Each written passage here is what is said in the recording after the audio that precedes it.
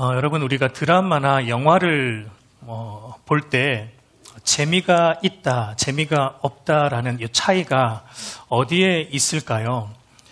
시나리오가 흥미진진하냐, 그렇지 못하냐, 아니면 배우들의 연기가 좋으냐, 못하냐, 아니 영상미나 배경음악 같은 것들이 배우들의 연기와 잘 조화를 이루고 또 관객들로 하여금 몰입할 수 있도록 만드느냐, 못하느냐, 이런 것에 따라 재미가 있기도 하고 없기도 할 것입니다. 그 외에 여러 가지 이유도 있을 거예요.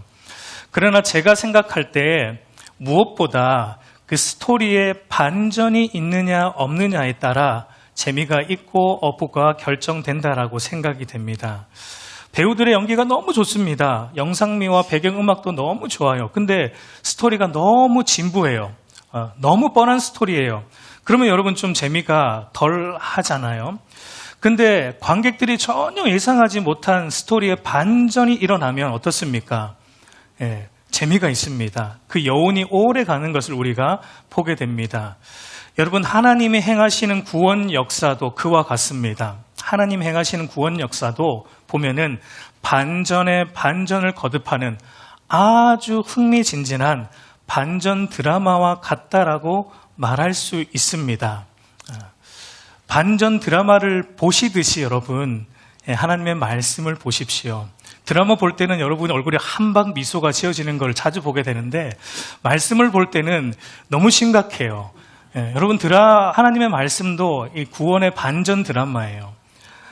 여러분, 하나님은 하나님을 떠나 죄 가운데 놓인 인간을 다시 하나님께로 돌아오게 하시고자, 죄로 인해 어그러진 이 세상을 다시 바로잡고 온전히 회복하시고자 하나님은 하나님의 아들 예수 그리스도를 이 땅에 육신의 모습으로 보내시고자 하십니다. 이것부터 여러분 엄청난 반전입니다. 창조주 하나님께서 우리를 죄로부터 건져 구원하고자 창조주가 피조물인 인간의 몸을 입고 이 땅에 오신다는 것부터 자체가 사실상 말이 안 되는, 우리 인간의 이성을 초월하는 반전 중에 반전이에요. 그런데 여러분, 하나님이 이 땅에 인간의 모습으로 오시되 창세기 3장 15절에서 여자의 후손으로 오실 것을 예언하셨듯이 하나님은 한 사람의 가계를 통해 이 땅에 오실 것을 계획하셨고, 그리고 그 한 사람을 하나님이 선택하여 부르셨는데 그 사람이 누구입니까? 지금 우리가 살펴보고 있는 아브라함입니다. 마태복음 1장 1절을 보면 아브라함과 다윗의 자손 예수 그리스도의 계보라, 이 아브라함을 통해 구원자이신 예수 그리스도가 오실 것을 하나님은 계획하셨어요. 그런데 궁금한 것은 도대체 아브라함이 어떤 사람이기에 하나님께서 이 세상의 수많은 사람들 중에 그를 특별히 선택하여 예수님을 이 땅에 오시는 통로로 삼으셨는가 하는 것이 갑자기 궁금해집니다. 그래서 아브라함에 대한 신상 조사를 해보니까 아브라함이 어떤 사람이었습니까? 여러분, 하나님께서 아브라함을 부르셨던 창세기 12장 전에 이미 신상 조사가 있었습니다. 창세기 11장 27절에서 30절 말씀 한번 같이 읽어보겠습니다. 데라의 족보는 이러하니라. 데라는 아브람과 나홀과 하란을 낳고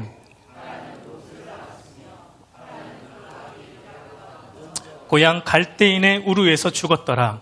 아브람과 나홀이 장가 들었으니 아브람의 아내의 이름은 사레며 나홀의 아내의 이름은 밀가니 하란의 딸이요.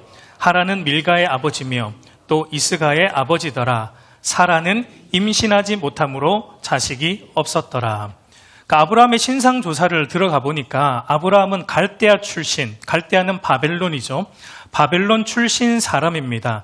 여러분, 예전에도 말씀드렸지만 성경에서 바벨론이라는 것은 하나님을 대적하는 나라를 상징하죠. 하나님을 대적하는 불신앙의 상징이 바벨론입니다. 그 말은 아브라함이 바벨론 출신이다라는 말은 아브라함도 하나님을 대적하던 우상 숭배자였다라는 것을 의미했습니다. 예전에 우리가 다 보았습니다. 그러니까 이와 같이 아브라함의 신상을 털어보니까 아브라함은 하나님을 아는 자도 아니었고 하나님을 섬기던 자도 아니었고 하나님을 믿고 싶어하는 마음이 아브라함 안에 조금이라도 있었던 자도 아니었고 도리어 바벨론 땅에서 우상을 만들어 팔며 우상을 섬기던 자였다라는 것, 자기 소견에 옳은 대로 살아가는 하나님의 대적자였다라는 것을 우리가 보게 돼요. 여러분, 이것이 무엇을 보여주었습니까?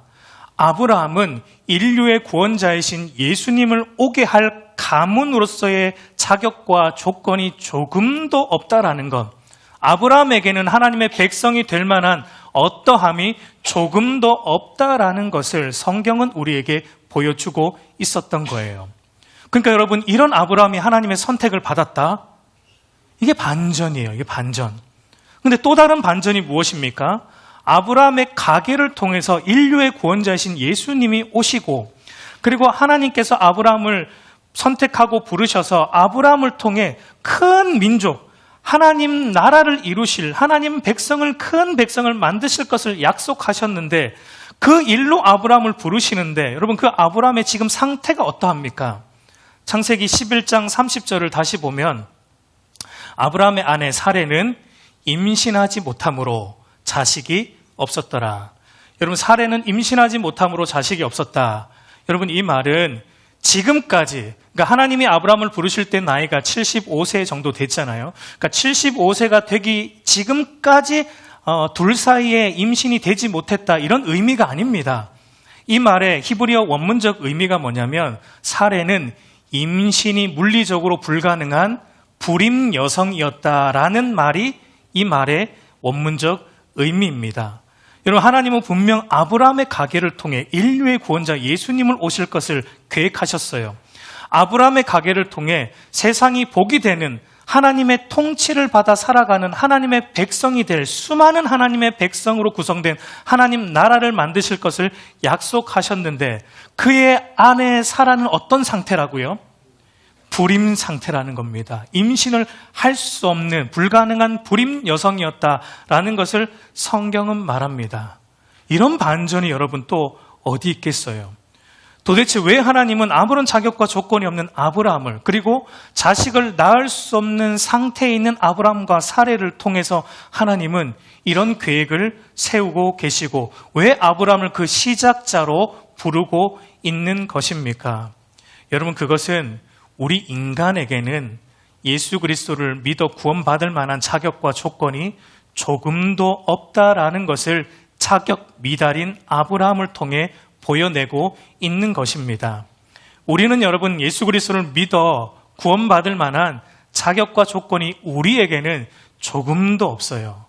우리가 오늘 하나님을 믿은 것은 하나님의 무조건적인 선택과 전적인 은혜로 말미암았다라는 것을 이런 아브라함의 모습을 통해 우리에게 보여주는 것입니다. 그러니까 반전이에요. 근데 여러분, 오늘 이제 본문을 보면은 또 기가 막힌 반전이 하나 일어나는데, 그 임신 불가한 여성을 하나님이 부르셨는데, 근데 그 임신 불가한 여성이 어떻게 됩니까? 임신이 됐어요. 반전 아닙니까? 좀 놀라는 표정이라도 좀. 임신 불가한 여성인데 임신이 됐습니다. 하나님의 말씀을 따라 하나님이 정한 시기가 되어 임신이 되었고, 그 이삭이 태어남으로 말미암아 또 이들의 인생에 어떤 반전이 일어나고 있습니까? 지금 반전에 반전이 계속 일어나고 있는 거예요. 6절을 보면은 사라가 이르되 하나님이 나를 웃게 하시니 듣는 자가 다 나와 함께 웃으리로다. 여러분, 이삭으로 인해 임신 불가한 이 사라가 임신을 했고, 이삭이 태어나서 낳는 것조차도 반전인데, 이들이 이제 이삭이 태어남으로 인해 이들의 인생에 일어난 반전은 또 뭐냐면, 이들이 이삭으로 인해 이제 웃게 되는 일이 일어났다라는 것을 보게 돼요. 여러분, 이게 또 왜 반전인가? 그동안 아브람과 사라의 얼굴에 웃음이 없었기 때문입니다. 물론 조금도 없었다라고 말할 수는 없겠지만, 지금처럼 이렇게 기쁘고 환희에 찬 웃음을 지었던 적은 한 번도 없었어요. 왜냐하면 그동안 아브람과 사라 사이에는 아들이 없었기 때문에. 여러분, 아브람 당시에 아들이 없다라는 것은 지금하고는 다릅니다. 지금은 아들보다는 딸을 더 선호하는 시대이죠. 그렇지 않나요? 그러나 이 당시는 아들이 없다라는 것은 미래가 없는 거예요. 이 아브라함 시대 고대 근동 사회에서 아들이 없다라는 것은 이들에게는 미래가 없는 거고 이들의 삶이 절망 자체였다는 것을 의미합니다. 물론 여러분, 아브라함은 하나님부터 아들에 대한 약속을 받았습니다. 그러나 그 약속을 받고 5년이 지났고 10년이 지났고 20년이 훨씬 지났는데 여전히 둘 사이에는 아들이 없습니다. 그래서 이들이 약속을 받은 후 10년 정도 지났을 때 이들이 어떻게 했었죠? 하나님의 약속을 의심하고 믿지 못하고 하갈을 통해, 몸종인 하갈을 통해 이스마엘을 낳았지만 하나님이 18년 동안 침묵하시고 이후에 나타나셔서 뭐라고 말씀하셨습니까? 이스마엘은 아니야. 이스마엘은 약속의 아들이 아니야. 내가 약속의 아들 줄 거니까 좀 믿어라. 라고 하나님은 이스마엘은 아니다라고 말씀하셨습니다. 그러다가 여러분, 아브라함의 나이 99세, 사라의 나이 89세 때 하나님이 그때 찾아오셔서 내년에 아브라함의 나이 100세에 사라의 나이 90세에 이제 아들이 너희에게 나올 것이다 라는 말씀을 주셨을 때 여러분, 이들의 반응, 특히 사라의 반응이 어떠했습니까? 우리 창세기 18장 12절 말씀 한번 볼까요? 한번 같이 읽겠습니다. 사라가 속으로 웃고 이르되 내가 노쇠하였고 내 주인도 늙었으니 내게 무슨 즐거움이 있으리요. 여러분, 사라가 웃기는 웃었는데 왜 웃었습니까? 속으로 웃었다. 이 웃음은 기뻐서 웃은 건 아니잖아요. 이 웃음은 하나님의 말씀을 여전히 믿지 못하는 불신의 웃음, 자기의 불임에 대한 절망의 그런 웃음이었던 것을 우리가 보았습니다. 하나님, 제가 지금 경수가 끊어진 89세입니다. 하나님, 그게 무슨 뜻인지 아세요? 제가 물리적으로 임신이 안 된다라는 뜻입니다. 하나님, 그런데 내년에 아들이 생긴다니요. 그런 말도 안 되는 소리가 어디 있습니까, 하나님? 이런 절망이 배어있는 썩소를 지었던 것을 우리가 보았습니다. 그런데 지금 여러분, 이 사라의 인생에 어떤 일이 일어나고 있습니까? 오늘 1절, 2절을 보면은 여호와께서 말씀하신 대로 사라를 돌보셨고 여호와께서 말씀하신 대로 사라에게 행하셨으므로 사라가 임신하고 하나님이 말씀하신 시기가 되어 노년의 아브라함에게 아들을 낳으니, 하나님이 말씀대로 그리고 말씀하신 시기에 아들을 주심으로 말미암아 그동안 이들의 얼굴에 드리워있던 이 절망의 그림자를 거두어 주시고 이제 이들의 얼굴에 환희에 찬 기쁨과 즐거움의 웃음을 가득하게 하시는 것을 우리가 오늘 본문을 통해 보게 됩니다. 여러분, 이들의 절망을 기쁨으로 바꾸어 주신 이 아들의 이름이 뭐라고 짓고 있습니까? 우리 3절을 보니까 아브라함이 그에게 태어난 아들 곧 사라가 자기에게 낳은 아들을 이름하여 이삭이라 하였고, 여러분, 재밌게도 이 이삭이라는 이름의 뜻도 무엇이었죠? 이삭이라는 이름의 뜻도 웃음, 웃음이라는 뜻입니다. 그러니까 여러분, 이 이름은 아브라함과 사라가 지은 건 아니에요. 하나님이 지어주신 이름입니다. 창세기 17장 19절을 보면 하나님이 이르시되 내 아내 사라가 내게 아들을 낳으리니 너는 그 이름을 이삭이라 하라. 이 이름은 하나님이 지어주신 이름이에요.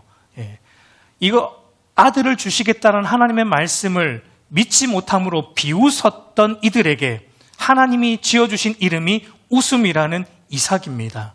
여러분, 하나님의 센스가 굉장히 돋보이지 않습니까? 여러분, 아브람과 사라가 나중에 이삭이 이제 태어나고 이삭을 부를 때마다 무슨 생각을 해야만 했을까요? 아들의 이름을 부를 때마다 이삭아 부를 때마다 그들의 머릿속에 무슨 생각을 할 수밖에 없었습니까? 두 가지입니다. 한편으로는 왜 내가 하나님과 그분의 말씀을 온전히 믿지 못했을까? 왜 내가 하나님 말씀을 믿지 못하여 하나님 말씀 앞에서 비웃었을까? 왜 내가 능치 못함이 없으신 그 전능하신 하나님을 온전히 신뢰하지 못했을까라는 자기들의 불신에 대한 것을 생각 안 할 수가 없었을 겁니다. 그래서 어떻게 했을까요? 이삭의 이름 부를 때마다 회개하지 않았을까요? 하나님, 죄송합니다. 내가 그렇게 하나님을 믿지 못했던 이 불신을 용서해 주십시오. 하나님 앞에 회개하지 않을 수 없었을 거예요. 그러나 여러분, 다른 한편으로는 또 이삭을 부를 때마다 무엇을 생각할 수밖에 없었을까요? 과연 하나님은 죽은 몸에서도 생명을 만들어내시는 능치 못함이 없으신 전능하신 창조주이시구나. 단지 나의 때와 하나님의 때가 다른 것이지, 나의 때와 하나님의 때가 다른 것뿐이지, 하나님은 당신이 하신 말씀을 반드시 이루어내시는 신실하신 분이시구나.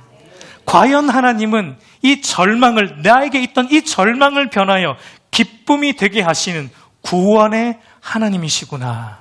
이 하나님의 전능하심, 신실하심, 구원하심에 대해 이들은 생각하면서, 이삭을 부를 때마다 생각하면서 하나님 앞에 엎드려 하나님을 예배하지 않을 수가 없고, 하나님을 찬양하지 않을 수가 없고, 하나님 앞에 기도하지 않을 수가 없었을 것입니다. 여러분, 이게 하나님의 일하시는 반전 역사예요. 이삭의 출생으로 인해서 그동안 아브람과 사라 속에 있던 이 불신의 그림자를 거두어 주신 것입니다. 그동안 아브람과 사라가 하나님을 믿기는 믿었는데, 어떻게 믿었습니까? 믿기는 믿었는데 반쪽짜리처럼 믿었어요. 순종하기는 했는데 어떻게 순종했습니까? 자기가 하고 싶은 것만 순종하면서 살았습니다. 그런 이들의 불신앙과 반쪽짜리 신앙을 하나님은 이삭의 출생으로 인해 변하게 하여 주시는 것을 우리는 보게 됩니다. 아브람과 이 사라 안에 있던 의심이 변하여 이제 확신이 되게 하여 주시는 것을 하나님은 이루어 내고 있는 것을 보게 되는 것입니다. 그래서 여러분, 이 이삭의 출생 이후에 아브람과 사라의 삶이 여러분 예전과는 완전히 변화된 것을 우리가 보게 돼요. 물론 여전히 죄인이기 때문에 완벽하진 않지만 과거처럼 이들이 하나님 말씀 앞에서 또 의심하면서 하나님 내 생각은 이래요, 하나님 내 생각은 저래요 라고 자기 생각을 앞세우는 불순종의 삶은 더 이상 살아가지 않는 것을 우리가 보게 돼요. 그것을 우리는 이제 창세기 22장에 가면 만나게 됩니다.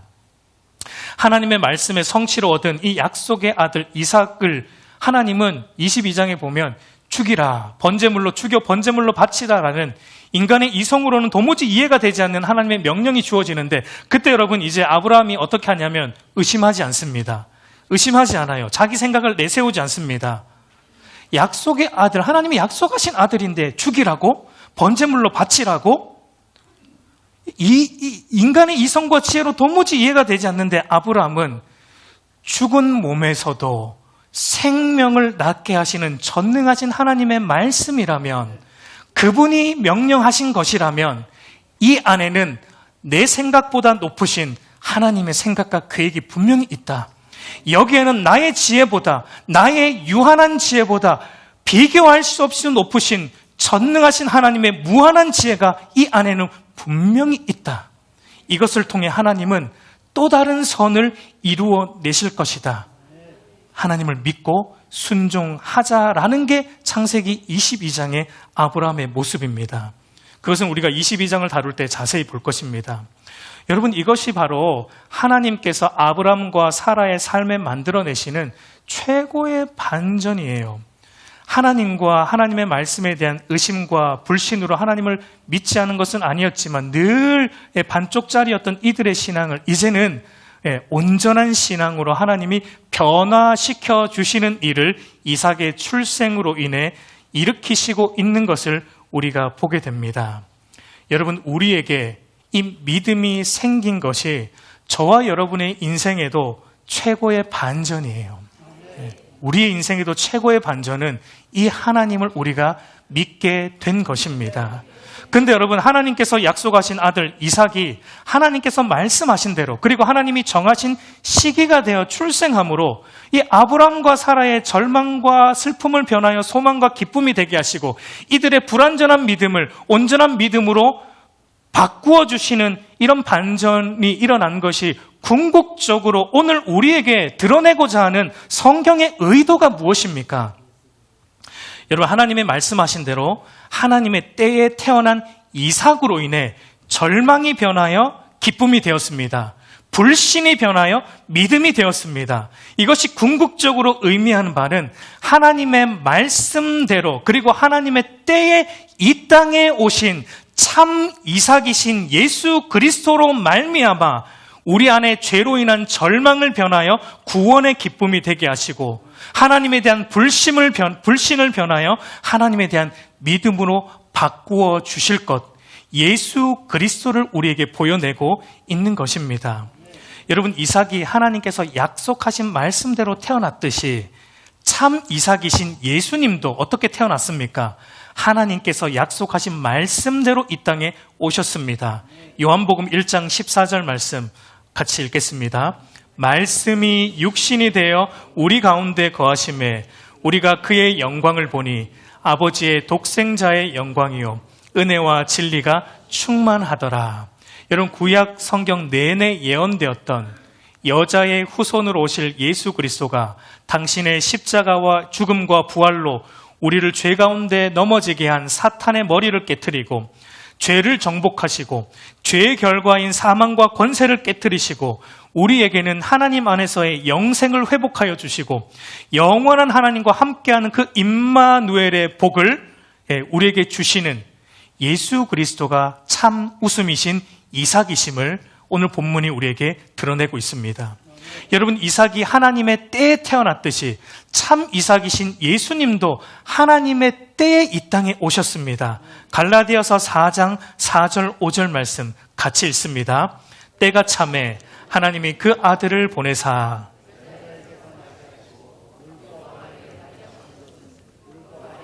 자들을 속량하시고 우리로 아들의 명분을 얻게 하려 하심이라.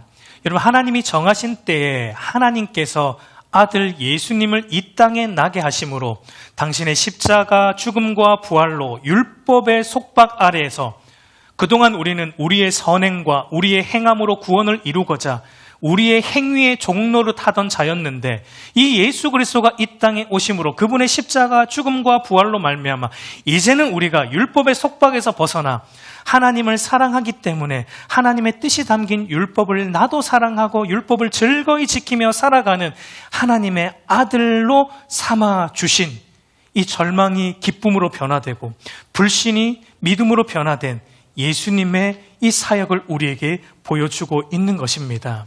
그래서 여러분, 하나님께서 약속하신 예수 그리스도가 하나님께서 말씀하신 시기에 이 땅에 오심으로 인해 죄의 그림자로 더 가득했던 이 세상이 어떻게 되었습니까?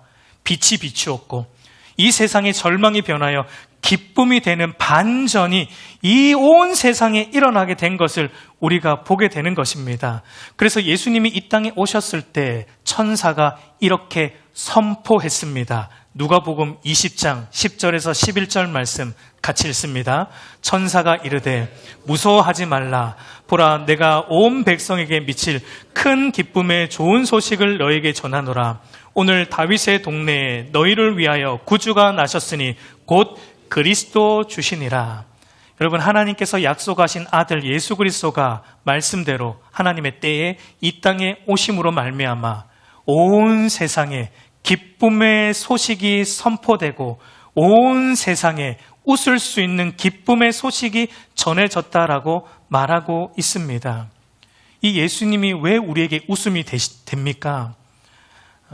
예수님은 우리를 하나님을 등진 절망과 고통의 지옥에서 건져내어서 하나님과 함께 동행하는 소망과 기쁨의 천국으로 인도하여 주시는 하나님과 저와 여러분 사이에, 인간 사이의 유일한 중보자가 되시기 때문입니다. 참 하나님 되시자 참 사람이신 분은 오직 예수 그리스도 한 분밖에 없어요. 그 말은 유일한 구원자는 예수 그리스도밖에 없기 때문에 이 예수 그리스도가 저와 여러분의 인생에 오셔야 우리의 절망이 변하여 기쁨이 되고 우리의 슬픔이 변하여 웃음이 될 수 있는 것입니다. 이 예수님이 우리를 죄와 사탄의 종로로 타던 그 절망스러운 인생에서 건져내어서 하나님의 사랑받는 아들로 하나님 나라를 모두 상속받는 하나님 나라의 상속자로 이 세상을 담대하게 살아갈 수 있는 참된 행복자로 만들어 주시기 때문에 이 예수님이 저와 여러분의 인생에 오셔야 우리가 진실로 웃을 수 있는 거예요. 이 예수님을 만나지 않으면 우리가 웃어도 웃는 게 아니에요, 여러분. 아무리 돈이 많아서 웃어도 그게 웃는 게 아니에요. 예수님이 저와 여러분의 인생에 오셔야지만 우리는 진실된 웃음을 지을 수 있는 겁니다. 여러분, 그런데 문제는 모든 사람이 예수님의 출생을 기뻐하지는 않았다라는 것입니다. 모든 사람이 예수 그리스도가 나를 하나님과 등지고 사는 지옥으로부터 건져서 하나님과 동행하는 천국으로 인도해 주신다라는 것을 믿지 않았다라는 것입니다. 여러분, 우리가 잘 알지만 복음서를 보면은 예수님의 탄생과 예수님의 구원 사역을 기뻐했던 사람은 사실 그리 많지 않아요. 오히려 대다수의 사람들은 예수님의 나심을 싫어했고 예수님을 배척했고 결국은 예수님을 잡아 죽인 것을 보게 됩니다. 여러분, 예수님의 나심을 싫어했던 대표적인 인물이 바로 헤롯 대왕이었죠. 마태복음 2장 3절을 보면 헤롯 왕과 온 예루살렘이 듣고 무엇을 들었습니까? 예수님이 이 땅에 오셨다라는 소식을 들었는데 그 소식을 듣고 어떻게 반응합니까? 기뻐하지 않아요. 기쁨의 소식인데 기뻐하지 않고 소동했다. 여기 소동했다라는 말은 당황하다, 심기가 불편하다라는 의미입니다. 헤롯 대왕은 예수님이 이 땅에 오신다는 소식을 듣고 기뻐하지 않고 심기가 매우 불편했습니다. 왜 그렇습니까? 마태복음 2장 1절 2절을 보면 헤롯 왕 때 예수께서 유대 베들레헴에서 나심에 동방으로부터 박사들이 예루살렘에 이르러 말하되 유대인의 왕으로 나신 이가 어디 계시냐? 우리가 동방에서 그의 별을 보고 그에게 경배하러 왔노라. 여러분, 헤롯 대왕이 왜 심기가 불편하죠? 예수님이 이 땅에 오셨는데 무엇으로 오셨기 때문에? 왕으로 오셨기 때문에. 지금 유대 땅을 다스리는 왕은 지금 헤롯입니다. 물론 로마의 권력 아래서 대리로 다스리고 있지만 어쨌든 유대를 다스리는 왕은 자기인데 또 다른 왕이 온다 그러니까 이 헤롯은 불편한 겁니다. 심기가 안 좋은 거예요. 여러분, 이 헤롯 대왕의 모습이 바로 오늘날 죄 아래 살아가는 모든 인간들의 모습이에요. 오늘날 모든 타락한 인간의 모습은 전부 누가 왕이에요? 내가 왕입니다. 내가 내 인생의 주인이 되어야 되고 내가 내 인생의 왕이에요. 내 소견에 옳은 대로 살아가야 돼요. 내가 하고 싶은 거 하고 내가 하기 싫은 거 하지 않는 내가 주인된 삶을 모든 인생들은 살고 싶어 합니다. 근데 여러분, 예수님은 이 땅에 무엇을 오셨다고요? 우리의 왕이 되시려고 이 땅에 오셨다는 겁니다. 우리 안에 내가 주인된 삶을 이제 내려놓으라는 명령을 하시기 위해 예수님은 이 땅에 왕으로 오셨다는 겁니다. 그거 싫은 겁니다. 그거 싫은 거예요. 여러분, 인정하기 싫겠지만 내가 내 인생의 주인이 되어서 내 뜻대로 사는 것만큼 절망스러운 삶은 없습니다. 그것만큼 비참한 삶은 없습니다. 여러분, 아담과 하와가 내가 내 인생의 주인이 되겠다고 선악과 먹고 난 이후에 어떻게 되었어요? 그들이 정작 그 에덴 동산의 풍성함을 누렸습니까? 쫓겨났어요. 그들은 도리어 쫓겨났습니다. 내가 내 인생의 주인이 된 삶은 하나님과 단절됨으로 영적 죽음으로 인해 모든 절망, 고통, 아픔, 비참함이 우리 인생에 찾아오는 것을 성경은 우리에게 계속해서 말해주고 있는 겁니다. 여러분, 그런데 예수님은 우리 인생의 왕이 되시려고 우리를 그 절망으로부터 건져서 우리에게, 우리의 얼굴에 참된 기쁨을 주시려고 이 땅에, 우리의 왕이 되시려고 이 땅에 오셨다라는 것입니다. 그러므로 여러분, 우리의 주인됨, 우리의 왕됨을 내려놓고 예수님을 왕 삼기 전까지는 우리의 인생은 여전히 절망이에요. 여전히 아브라함과 사라의 얼굴에 드리워진 그 절망의 그림자가 우리의 삶에도 드리워질 수밖에 없다라는 겁니다. 그러나 이 예수 그리스도를 영접하면, 이분을 나의 구주로, 나의 하나님으로 믿으면 그때 우리의 절망이 변하여 환희에 찬 기쁨이 찾아온다라고 성경은, 오늘 본문은 말하고 있습니다. 그래서 여러분, 예수님이 태어나기 700년 전에 이사야 선지자가 이렇게 예언을 했어요. 이사야 9장 6절을 보면 이는 한 아기가 우리에게 낳고 한 아들을 우리에게 주신 바 되었는데 그의 어깨에는 정사를 메었고 그의 이름은 기묘자라, 모사라, 전능하신 하나님이라, 영존하신 아버지라, 평강의 왕이라. 이사야는 예수님, 한 아들, 이 땅에 오실 그 예수님을 여러 가지로 묘사하는데 그 중에 하나가 평강의 왕이라. 예수님은 이 땅에 오셔서 우리의 왕이 되시는데 그분은 평강의 왕이라. 우리에게 평강을 주시기 위해 오시는 우리의 참된 왕이시다라고 말하고 있는 것입니다. 이 예수 그리스도가 저와 여러분의 인생의 주인이 되도록 하십시오. 그 전까지 우리 인생은 여러분 절망 속에서 벗어날 수 없는 것입니다. 여러분 오늘 본문을 보면은 이삭의 출생으로 인해 사라와 함께 있는 자리에 다 기뻐하고 웃었지만 그러나 다는 아닙니다. 다 기뻐한 건 아니에요. 우리가 읽지는 않았지만 이삭의 출생이 자기에게는 조금도 기쁨이 되지 않았고 도리어 더 절망이 되었던 사람이 있었습니다. 그게 누구입니까? 하갈과 이스마엘이죠. 9절을 보면은 사라가 본즉 아브라함의 아들 애굽 여인 하갈의 아들이 이삭을 놀리는지라라고 말합니다. 여러분 하갈과 이스마엘은 이삭의 출생을 기뻐하지 않았고 도리어 이삭을 놀리고 있습니다. 본문은 놀리는 것으로 표현을 했지만 갈라디아서에 나오는 사도 바울의 표현을 보면은 단순히 이스마엘이 이삭을 어린애들 장난처럼 놀리는 수준의 놀림이 아닙니다. 바울의 표현을 빌려 말하면 박해했다예요. 심하게 박해했다. 어쩌면 지금 이스마엘의 의도는 이삭을 죽이려고 하는 겁니다. 이삭을 죽이려는 의도로 이삭을 박해하고 있는 것이 이스마엘의 놀림의 의미예요. 왜냐하면 이삭이 죽어야 자기가 뭐가 되니까. 이삭이 죽어야 내가 이 아브라함의 모든 것의 상속자가 되니까. 아브라함 집의 주인인 이삭이 죽어야 내가 주인이 되고 내 마음대로 이 모든 재산을 쓸 수 있으니까 이삭이 사라져야 돼요. 그러니까 이삭이 자기 형제 이스마엘에게 이렇게 고통당하고 그리고 죽임당하고 있는 이 모습은 장차 무엇을 예표하고 있죠? 하나님의 아들로 이 땅에 오신 예수님이 자기 형제 유대인들에게 고통을 받고 박해를 받아 결국은 십자가에 달려 죽을 것을 예표하고 있는 모습입니다. 여러분 보세요. 하갈과 이스마엘이 이삭의 출생을 기뻐하지 않는 이유도 결국은 무엇 때문입니까? 내가 주인 되어야 되기 때문이에요. 이삭이 없어야 내가 이 집의 주인이 되고 내 마음대로 이 돈을 쓸 수 있고 내 마음대로 모든 걸 할 수 있는 상속자로 살 수 있습니다. 이삭이 없어야 내가 주인 되어 살아갈 수 있기 때문입니다. 만약에 여러분 하갈과 이스마엘이 이삭이 주인이라는 이삭의 지위와 이삭의 통제 아래 들어간다면 이삭의 보살핌 아래 살아가는 것을 자기들이 인정하고 기뻐한다면 하갈과 이스마엘도 결국은 쫓겨날 이유 없이 이삭 안에서 모든 좋은 것을 누리며 행복하게 살 수 있었습니다. 그런데 하갈과 이스마엘은 그게 싫은 겁니다. 내가 주인이 되어야 돼요. 내가 주인이 되어서 내가 모든 것 하고 싶은 겁니다. 이것이 모든 인간의 모습이다라는 겁니다. 죄악으로 타락한 모든 인간의 모습은 내가 항상 주인이 되어야 돼요.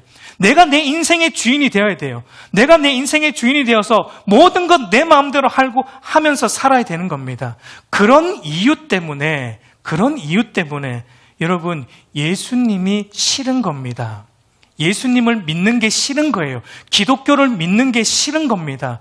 여러분 기독교를 믿지 않는 많은 사람들을 보면 많은 이유가 있지만 하나의 이유 중에 이런 게 있어요. 왜 기독교를 안 믿느냐? 예수님을 안 믿느냐? 예수 믿으면 포기해야 될 것이 많대요. 예수 믿으면 술도 못 먹고요. 예수 믿으면 담배도 못 피고요. 예수 믿으면 뭐도 못 하고요. 근데 또 해야 될 건 또 엄청 많대요. 예수 믿으면요, 주일마다 헌금도 해야 되고요. 헌신도 해야 되고요.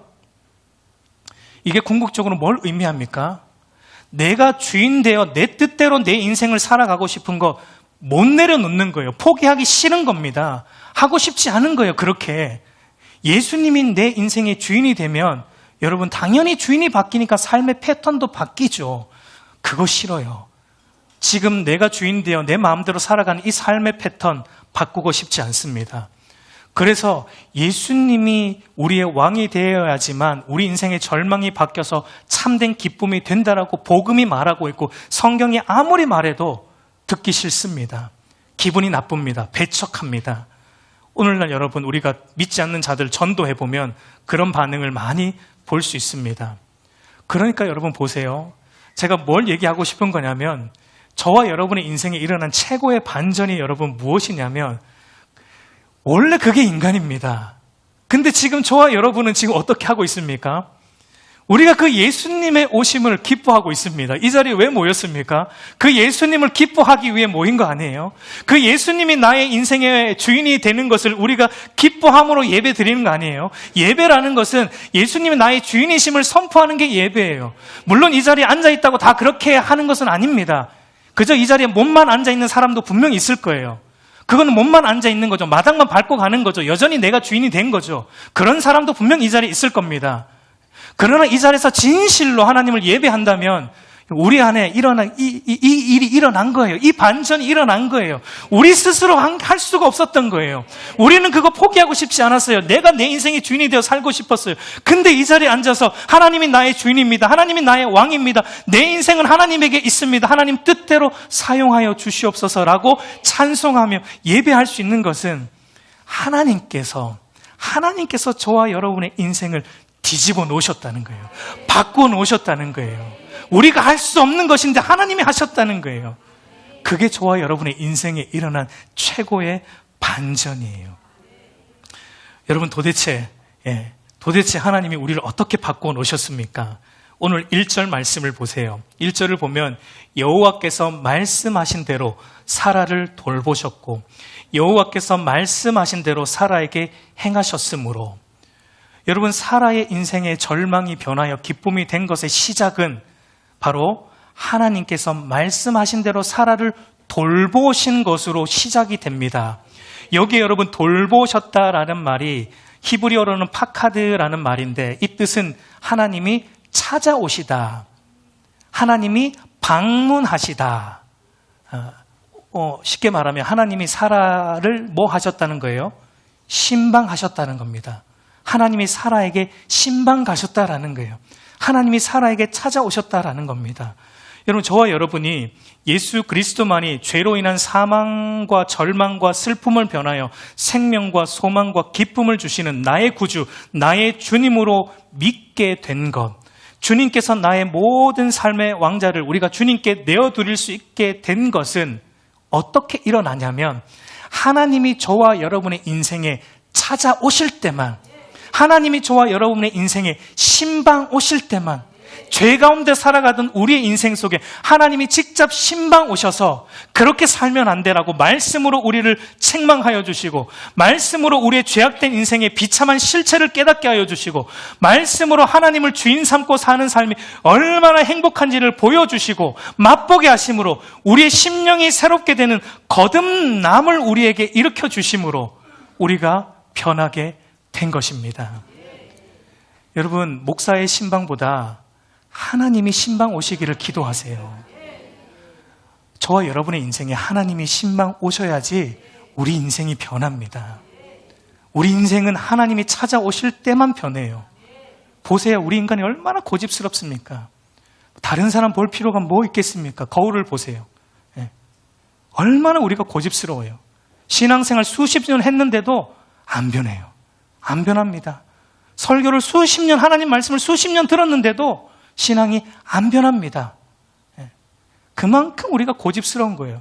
그게 어떻게 변하는가? 하나님이 찾아오셔야 돼요. 하나님이 신방 오셔야 돼요. 하나님이 말씀으로 신방 오셔서 우리를 하나님께서 변화시키실 때, 우리를 거듭나게 하실 때만 우리가 변화되는 겁니다. 그래서 여러분, 오늘 이삭의 출생의 또 다른 의미가 뭐냐면, 이 이삭의 출생의 또 다른 영적 의미는 여러분, 거듭남을 우리에게 보여주는 거예요. 여러분, 이삭의 출생의 특징은 인간의 힘으로 되지 않았다는 겁니다. 인간의 능력으로 되지 않았다는 거예요. 하나님의 능력으로 된 거예요. 그리고 하나님께서 말씀하신 대로 되었다는 겁니다. 그리고 하나님의 때에 되었다는 것이 이삭의 출생의 특징입니다. 여러분, 우리가 영적으로 새롭게 거듭나는 것, 새롭게 태어나는 것, 우리가 죽었던 우리가 새롭게 살아나는 거듭남도 그와 같아요. 에베소서 2장 1절에서 그는 허물과 죄로 죽었던 너희를 살리셨도다. 여러분, 우리는 하나님을 떠난 모든 인간은 허물과 죄로 죽은 존재입니다. 영적으로 우리는 죽은 존재였습니다. 여러분, 시체가 스스로 살아날 수 있습니까? 불가능합니다. 시체가 스스로 살아날 수 없는 것처럼 허물과 죄로 죽은 우리도 영적으로 스스로 살아날 수 없어요. 그러므로 우리가 영적으로 살아나는 것은 우리의 힘과 의지로 되는 것이 아니라 하나님의 찾아오심으로, 하나님의 방문하심으로, 하나님의 능력으로만 된다라는 것입니다. 고린도전서 12장 3절을 보면 또 성령으로 아니고는 누구든지 예수를 주시라 할 수 없느니라. 성령 하나님이 우리 안에 오셔서 그분의 능력이 아니고는 우리가 예수님을 나의 주님, 나의 구주라고 믿을 수, 고백할 수 없다라는 거예요. 그걸 믿고 순복할 수 없다라는 겁니다. 여러분, 우리가 예수 그리스도를 나의 구주, 나의 하나님으로 믿고 있는가? 그리고 그 믿음인 우리의 삶 속에서 그 말씀 앞에 순복하고 있는가? 그런 자가 거듭난 자입니다. 믿는다고 말은 하는데 그분의 말씀 앞에 전혀 엎드리지 않아요. 그분의 말씀 앞에 전혀 순종하지 않아요. 아무리 교회 수십 년 다녔어도 거듭난 자가 아니에요. 그 자는 하나님의 백성이 아니에요. 그리고 여러분, 영적으로 죽은 우리가 새롭게 살아나는 것은 하나님의 말씀을 들음으로 된다라는 거예요. 1절과 2절을 다시 보세요. 여호와께서 말씀하신 대로 사라를 돌보셨고 여호와께서 말씀하신 대로 사라에게 행하셨으므로 사라가 임신하고 하나님이 말씀하신 시기가 되어 노년의 아브라함에게 아들을 낳으니. 여러분, 이 두 절 안에 세 번이나 반복되어 나오는 표현이 무엇이죠? 여호와의 말씀이에요. 말씀. 여호와께서 말씀하신 대로 하나님의 말씀하신 시기가 되어 영적으로 죽은 죄인인 우리가 다시 살아나는 것은 하나님의 말씀이 우리 안에 역사할 때 가능한 겁니다. 베드로전서 1장 23절을 보면 너희가 거듭난 것은 썩어질 씨로 된 것이 아니요 썩지 아니할 씨로 된 것이니 살아있고 항상 있는 하나님의 말씀으로 되었느니라. 로마서 10장 17절 말씀 같이 읽습니다. 그러므로 믿음은 들음에서 나며 들음은 그리스도의 말씀으로 말미암느니라. 여러분, 우리가 영적으로 새롭게 태어나는 것, 우리 안에 믿음이 생기는 것은 하나님의 말씀을 들음으로, 그리고 그 말씀, 들린 그 말씀을 성령 하나님께서 우리 가운데 안에서 역사하여 주심으로 우리의 심령이 새롭게 되고 변화될 때 우리 안에 믿음이 생기고 우리가 영적으로 새롭게 태어나는 거듭남의 은혜가 우리 안에 일어난다라는 것입니다. 여러분, 이 거듭남이야말로 최고의 반전이에요. 그러므로 내가 진실로 거듭난 자가 맞는가? 내가 하나님의 말씀을 거듭난 자가 맞는지는 내가 하나님의 말씀을 어떻게 대하고 있는지를 또 보면은 알 수 있습니다. 여러분, 참으로 거듭난 신자, 참 하나님의 사람, 참된 신자는 거듭남의 씨가 되고 믿음의 씨가 되는 하나님의 말씀을 사랑하는 자입니다. 하나님의 말씀을 사랑함으로 순종하는 자입니다. 여러분, 그리고 이 영적으로 새롭게 되는 것은 하나님의 때에 된다라는 것도 우리가 기억해야 돼요. 하나님의 때에 됩니다. 어떤 분들이 이런 말을 합니다. 예수 믿으세요 그러면 내가 가고 싶을 때 믿을게요. 내가 믿고 싶을 때 믿을게요. 자기 계획이 있어요. 아직까지는 내가 살고 싶은 대로 좀 더 살고 싶어요. 그러나 내가 조금 이런 즐거움의 삶을 내가 좀 많이 살고 적당한 시기가 되면 예수님 믿을게요. 그러고 여러분 믿는 분들 보셨습니까? 그때 또 딴 거 하고 있습니다. 안 믿습니다. 우리의 때에 못 믿어요. 하나님의 때가 있습니다. 그 말은 뭐냐면 우리가 여러분 예수님을 믿을 수 있는 것은 우리의 계획으로 되는 게 아니라는 겁니다. 전적인 하나님의 은혜라는 겁니다. 그러니까 하나님 앞에 매달려야 되는 거예요. 우리가 진실로 거듭난 자가 맞는가? 여러분, 혹시 이 가운데 아직 내가 거듭나지 않았다라는 게 말씀으로 드러날 때 하나님 앞에 전적으로 엎드리세요. 하나님의 때가 있습니다. 그 말은 하나님만이 하실 수 있다는 거예요. 우리가 정한 때 내년에 내가 더 열심히 할게요. 천만의 말씀이에요. 내가 대학교 가면 하나님 잘 믿을게요. 천만의 말씀이에요. 그렇게 말하고 대학 가서 하나님 잘 믿는 사람 10중 8구 없습니다. 다 떠납니다. 하나님. 내가 5년 10년 지나면 하나님 잘 믿을게요. 천만이에요. 지금 엎드려야 돼요. 지금 하나님의 은혜를 구하셔야 돼요. 지금 하나님의 때를 의지하면서 하나님 앞에 엎드려야 돼요. 그래야지 하나님의 말씀으로 하나님이 우리를 방문해 주시는 거예요. 그때 우리가 변화되는 겁니다. 여러분, 그러므로 저와 여러분의 인생에 일어난 최고의 반전은 지금 영적으로 죽어서 절망 속에 있던 우리가 하나님의 신방으로 말미암아 하나님의 말씀과 성령의 능력으로 새 생명을 얻어서 우리 안에 산 소망이 생겨서 이제 우리가 이 썩어 없어질 이 세상 것이 아니라 영원한 하나님 나라의 소망을 두고 우리가 하루하루를 살아가고 있다라는 것. 이것이 우리 인생의 최고의 반전입니다. 베드로전서 마지막으로 베드로전서 1장 3절 4절을 우리 한번 같이 읽겠습니다. 우리 주 예수 그리스도의 아버지 하나님을 찬송하리로다. 그의 많으신 긍휼대로 예수 그리스도를 죽은 자 가운데서 부활하게 하심으로 말미암아 우리를 거듭나게 하사 산 소망이 있게 하시며 썩지 않고 더럽지 않고 쇠하지 아니하는 유업을 있게 하시나니 곧 너희를 위하여 하늘에 간직하신 것이라.